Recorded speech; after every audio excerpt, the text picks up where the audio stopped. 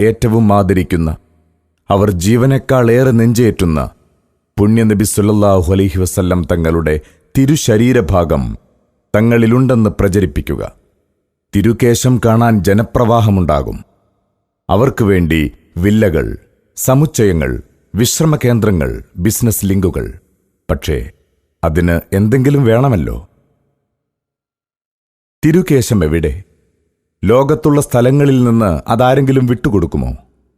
ഈ ലോകം മുഴുവൻ ലഭിച്ചാൽ പോലും അതാരെങ്കിലും നൽകുമോ?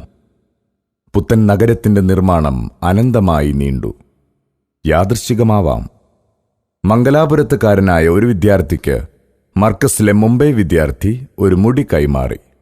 സ്ഥാപന മേധാവി തന്റെ സ്വപ്ന സാക്ഷാത്കാരത്തിന് മുംബൈക്കാരനെ കൂട്ടുപിടിച്ചു. അദ്ദേഹം മുംബൈയിൽ നിന്ന് കേശം സംഘടിപ്പിച്ചു കാന്തപുരത്തിന് കൈമാറി. ആരവങ്ങളില്ലാതെ, ആൾക്കൂട്ടമില്ലാതെ. അതും ഒരു തന്ത്രമായിരുന്നു. ഒരു സുപ്രഭാതത്തിൽ പ്രഖ്യാപിച്ചാൽ അതിന്റെ സ്വീകാര്യത ചോദ്യം ചെയ്യപ്പെടും. അതിനായി കുറച്ച് പഴക്കം വരട്ടെ. കൂടുതൽ ശബ്ദകോലാഹലങ്ങൾ ഉണ്ടാക്കാതെ അവ പ്രചരിപ്പിക്കാൻ തുടങ്ങി. വിശ്വാസികളെ ചൂഷണം ചെയ്യുന്ന അവസ്ഥയെത്തി. പൊതുസമൂഹത്തിൽ അവ വിവാദമായി. സംവാദവേദികളിൽ വിഷയം ചൂടുപിടിച്ചു.